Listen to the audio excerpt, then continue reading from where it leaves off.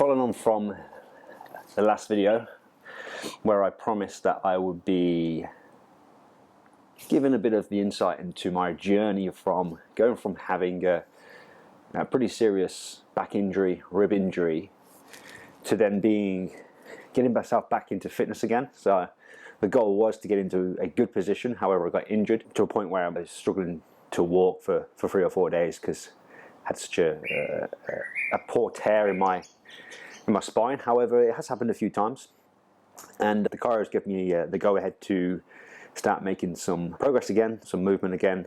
And I thought I'd just use this as a bit of an example of what we can do and how we can integrate our breathing into exercises to help relax muscles, to gain some core stability, to get some mobility in the rib cage. Just not necessarily a follow along or an instructional video of how to do it, but some education on how we can integrate our breath into things like myofascial release, what that myofascial release is doing at the level of the muscles, to the nervous system, and then going through some stretches to open up the thoracic cage, to support some more mobility and how we can utilize the breath with that sort of stuff. And then just finishing off with what I can do, which is just some gentle body weight movement, and we'll get into that sort of stuff and just take you through it. Let's see if it's of value.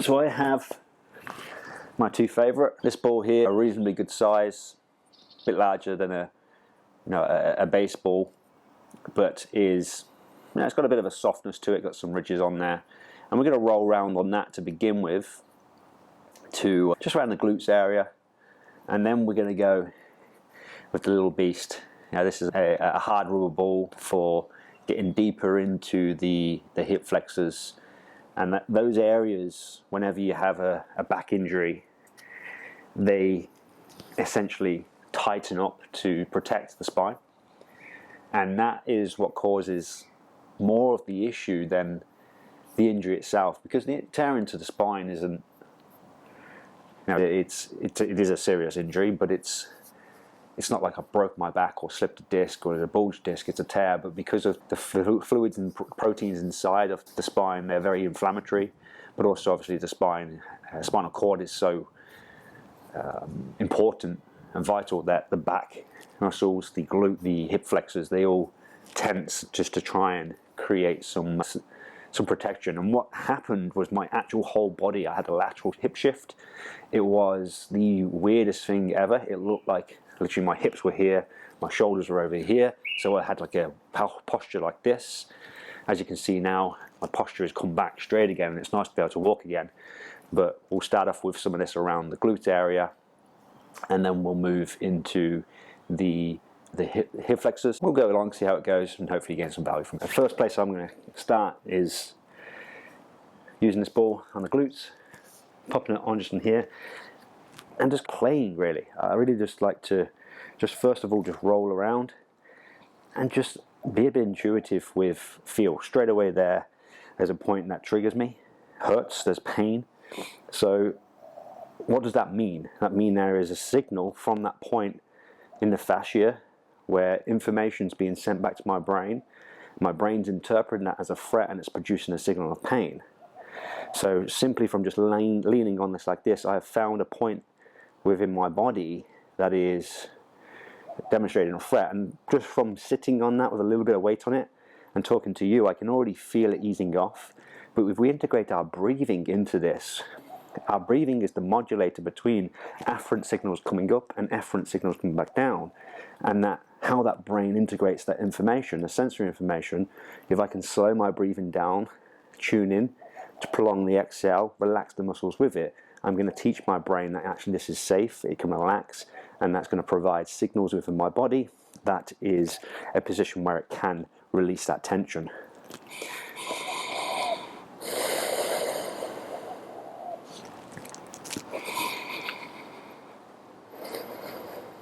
And it's already easing off. And we just move to the next point. So there's another point just there. I like to try and lean in, get a different angle. That angle there, now I can feel whilst the fascia is tight, I can feel it radiating into that lower back and across the other side of the glute. So if I just breathe into that area, and on the exhale just let go of the tension, I can now feel that kind of ease off, and I can feel as if my back wants to crack, and there we go, release. You do have to be slow, especially when you've got injury. I tried to move then, and I could felt like straight away that movement, because of the radiating across the back, there was a level of fret wanting to send back up again, and my body wanting to tense up. So we're just moving around, playing around. You only need to spend 30 seconds or so in that position, a few breaths, just making those exhales, whilst consciously trying to tune in. There we go, found another point there, just in that gluteal medius. Oh, there we go. Oh, inserts down, back round to the, I guess you could say, the upper part of the origin of the hamstring. Oh, there we go.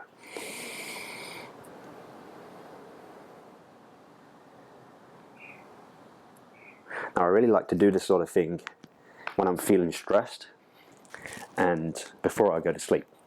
If I'm stressed and I'm feeling sleepy, just getting around in this tissue in different parts of the body really just allows you to get into that state of calm, activating the vagus nerve, activating the parasympathetic system, and it feels so nice after you get this real bliss feeling where everything is just sinking into the ground and you just roll into bed, and it's just amazing. So again, just being intuitive with it, just going around now underneath the hamstring area. I often have a lot of tight fascia at the top of the hamstring, spending a lot of time at the desk, working online, working with the clients, making content, editing videos. So yeah, it's just good to get around there. And then just come back up to the top again, right up to the top near the lower back, and we'll just come around at the side, and there we go. To the side there. Cool.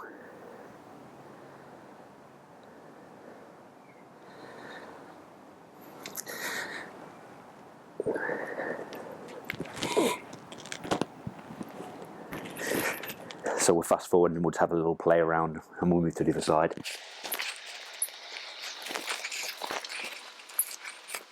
So whilst this is, you could say, a physical therapy thing, or something that an athlete might use, it actually can be very beneficial for people who are stressed and anxious, because it is really teaching the nervous system about safety. You're helping people get onto the ground, get moving, to slow themselves down, to slow the pace of the day down, to start to downregulate. And that is something that I will recommend to my clients, particularly those ones who are interested in exercise activity and understand the body a little bit. It's going to allow people to get into building some interoceptive awareness, and we know that building awareness of sensations in the body is also going to be beneficial for emotional awareness and self-awareness. There is a real direct connection between our fascia and our brain, kind of mapping out this proprioception, this interoception, and what's going on in the body, and that signaling to our emotions. So I'm going to have a little play around on this right side now, and we'll come back to you in a moment.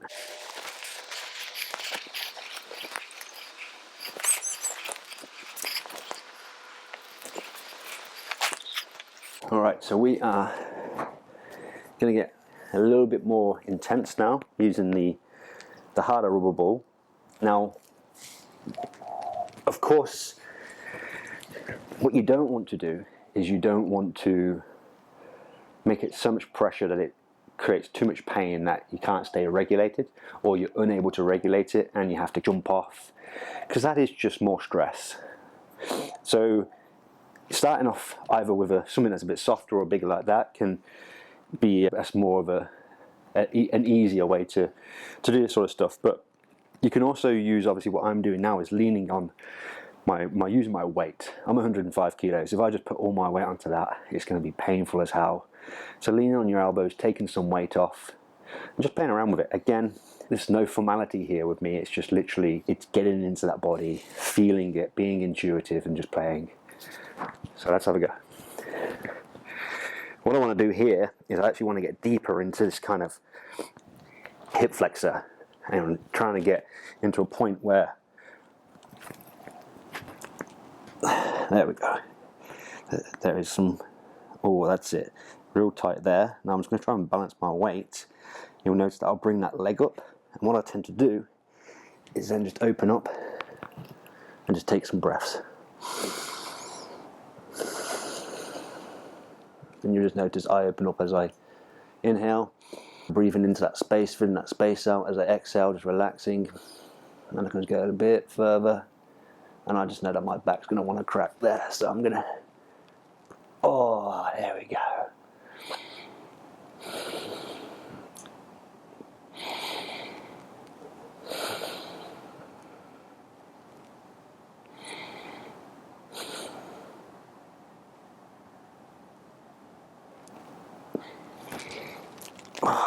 A nice little release there in the back as well. Oh, let's come around to the front a little bit. Again, you don't need to be spending ages on these points, although it is nice to get out there and have a good 45 minutes just doing this, starting at the bottom of your feet, moving from your ankles, calves, hamstrings, quads, glutes, torso area, upper back, neck. It's just beautiful. Let's see if I can get the same on the other side. Oh, there we go. Bring that leg up. Oh, the back's already cracking. Nice. Oh, you won't be able to hear that on this mic, but that was some big cracks. Basically being my own chiropractor here.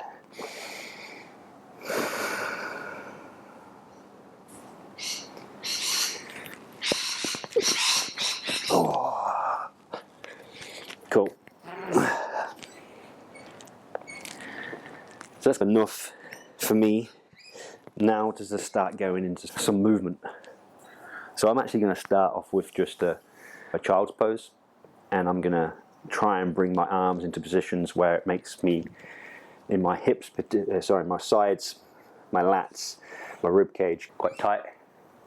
So we're just going to bring the legs out, knees down.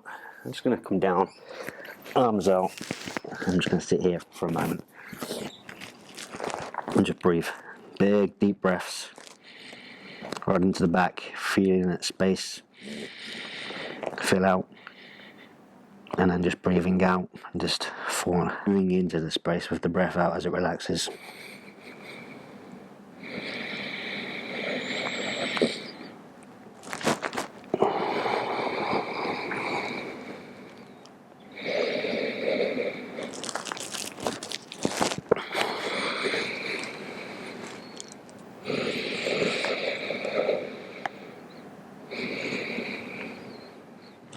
So what I like to do here as well is to come to the side, and then I just bring that right arm over. I can just feel that stretch all along that right lat there, that posterior rib cage, and just breathing in deeply.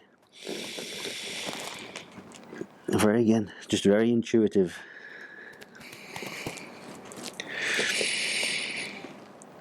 Just trying to get some relaxation, releasing that muscle, open up some movement in the rib cage. And then just coming to the other side.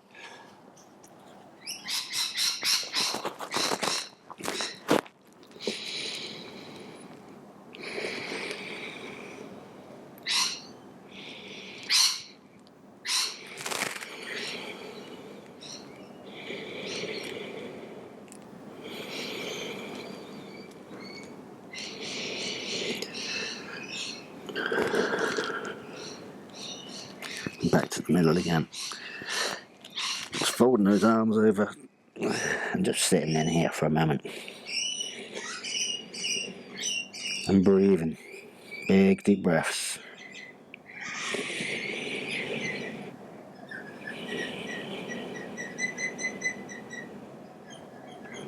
Okay.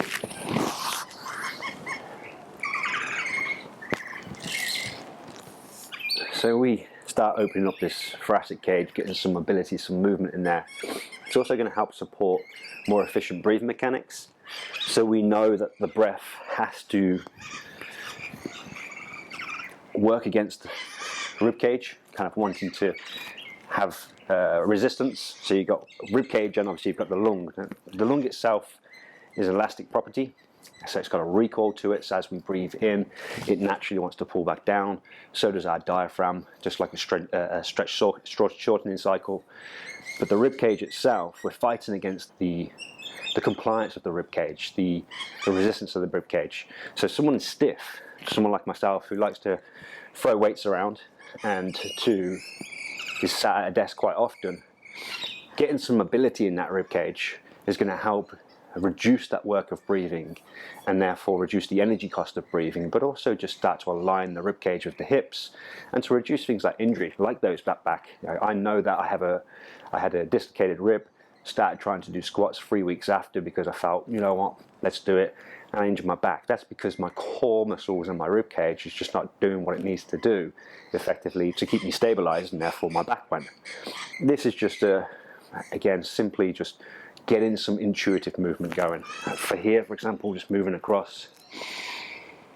Just getting some deep breaths in. Just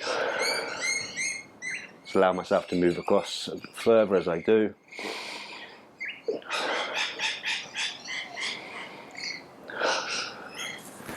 And then on the other side.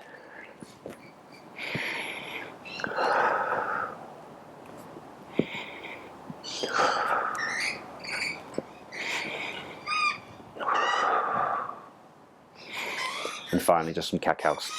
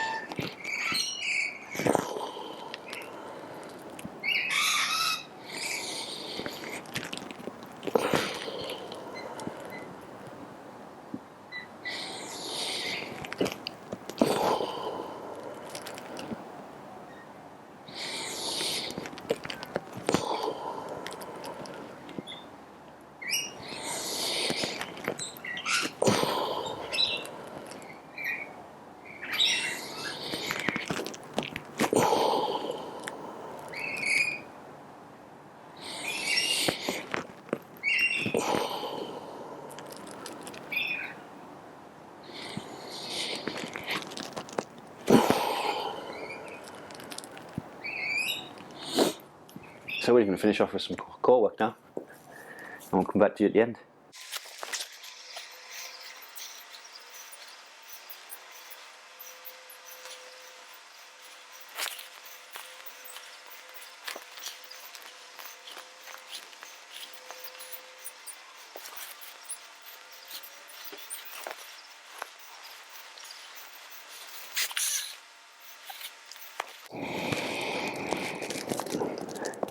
One thing I am noticing is when I raise my hands like this, my rib cage wants to flare and I get an anterior pelvic tilt, which is obviously not ideal, but that's just mobility.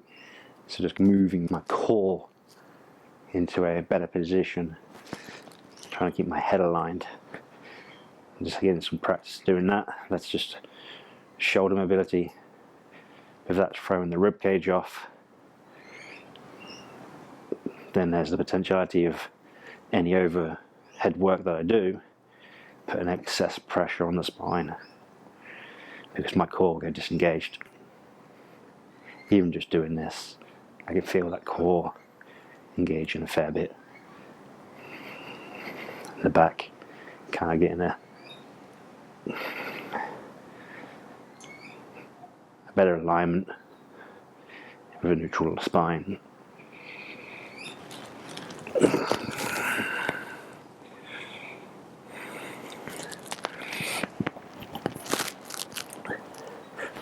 Very basic exercises. I'm just going to finish off with some bodyweight squats and lunges just to start getting some movement again. And I'll repeat this probably 3 or 4 times this week, and we'll make some advances into a bit more progression as we move along. Thanks for tuning in.